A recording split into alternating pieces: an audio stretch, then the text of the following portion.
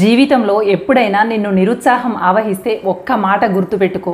విధి 1000 తలుపులు మూసేసినా కానీ నువ్వు చేసేటువంటి ప్రయత్నం నీకోసం ఎప్పుడూ ఒక తలుపు తెరిచి ఉంచుతుంది. ప్రయత్నాన్ని మాత్రం ఎప్పుడూ ఆపకు. చివరికి అనుకున్నది సాధిస్తావు.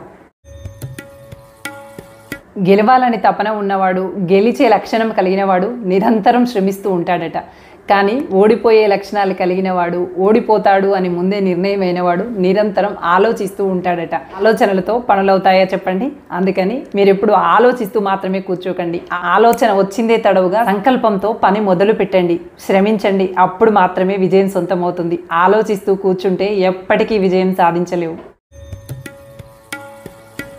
అన్ని కష్టాలు నాకే ఎదురవుతున్నాయి, అందరూ నన్నే అవమానిస్తున్నారు అని ఎప్పుడూ బాధపడకు. ఎందుకంటే బంగారము, వజ్రము అవి నిజమైనవా కావా తెలుసుకోవాలి అంటే ఎన్నో పరీక్షలకు తట్టుకొని నిలబడినప్పుడు మాత్రమే అది బంగారము అని, వజ్రము అని గుర్తించబడతాయి. కానీ బొగ్గు ఎలాంటి పరీక్షలని ఎదుర్కోదు. ఒక్కసారి దహించి వేయబడితే బూడిదగా మిగిలిపోతుంది, అంతే.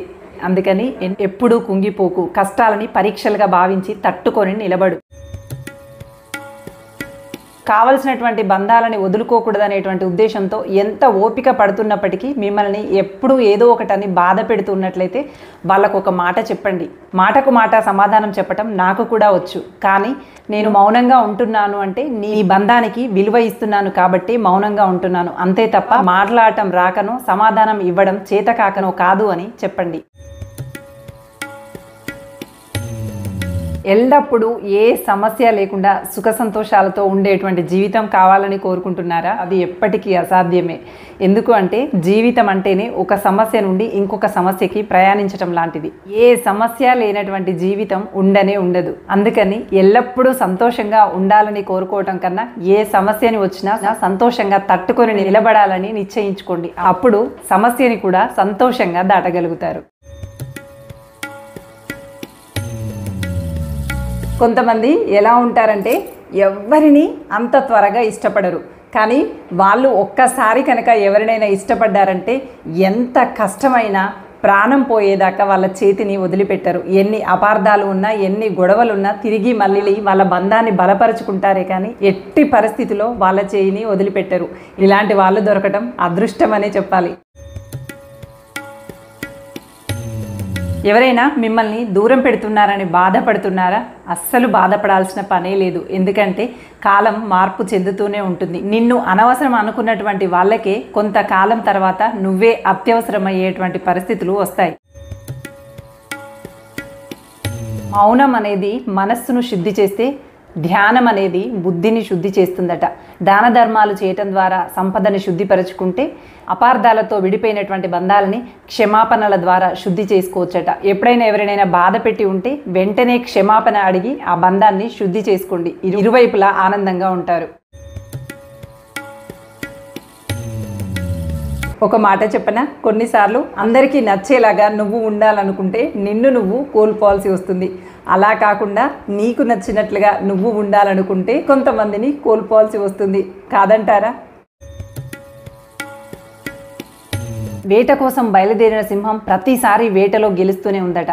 అది చూసినటువంటి ఒక ఖడ్గమృగం సింహరాజుని అడిగిందట, నువ్వు ఎప్పుడూ గెలుస్తావు, అది ఎలా సాధ్యము అని చెప్పి. గెలుపు కోసం నాలో ఉండే ఆకలే నన్ను ముందుకు నడిపిస్తూ ఉంటుంది, అనుకున్నది సాధించేలాగా చేస్తుంది అని సమాధానం చెప్పిందట. అలాగే మన లోపల లక్ష్యాల ఆకలి అనేది ఎప్పుడు రగులుతూనే ఉండాలి. అప్పుడు మాత్రమే గమ్యాల తీరాన్ని చేరుకోగలుగుతాం. ఆలోచిస్తే అనిపిస్తుంది, దెబ్బకు దెబ్బ మాటకి మాట అనేవాడి కంటే అవి పడి కూడా ఓర్చుకునేటువంటి వాడు నిజంగా గొప్పవాడు కదా. దెబ్బతిని కూడా ఓర్చుకొని అవతలి వాళ్ళని క్షమించగలుగుతున్నారు అంటే వాళ్ళది ఎంత విశాల హృదయం, ఎంత బలమైనటువంటి సంస్కారమో కదా. మాటకి మాట, దెబ్బకి దెబ్బ కొట్టగలగటం రోషం చేసేటువంటి పని అయితే వాటిని ఓర్చుకొని క్షమించగలగటం అనేది గొప్ప వ్యక్తిత్వం కలిగిన వాళ్ళు మాత్రమే చేయగలిగేటువంటి పని. నది ఎత్తు వంపులు పల్లాలు రాళ్ళు రప్పలు ముళ్ళు అన్నీ దాటుకుంటూ ప్రవహిస్తూనే ఉంటుంది. వీలైతే అవన్నింటినీ తనలో కలుపుకొని తీసుకొని వెళ్తుంది. అంతే తప్ప ఇక్కడ ముళ్ళున్నాయి నేను ప్రవహించను, ఇక్కడ రాళ్ళు ఉన్నాయి నేను ప్రవహించను, ఇక్కడ ఎత్తుంది ఇక్కడ పల్లం ఉంది అని చెప్పి ఎక్కడ ఆగిపోదు. అలాగే మన జీవిత ప్రయాణం కూడా నది లాంటిదే. కష్టాలు నష్టాలు కన్నీళ్లు సుడిగుండాలు ఎన్నో వస్తూ ఉంటాయి. వీటిని మనలో కలుపుకొని ముందుకు సాగిపోవాలి. అంతే తప్ప కష్టం వచ్చిందని ఆగిపోవడమో కన్నీళ్లు వచ్చాయని కలత చెందడమో అస్సలు వద్దు. నువ్వుగా ఉన్నప్పుడే జీవితము సంతోషంగా హాయిగా సాగిపోతుంది.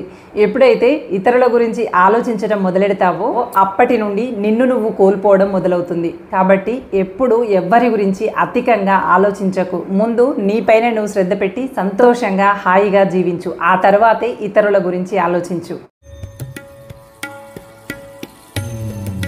మనకి తట్టుకోలేనంత బాధ అనిపించినప్పుడు మన మనసుకు నచ్చిన వాళ్ళకి ఆ బాధలు చెప్పుకొని తేలిక పడిపోతాం.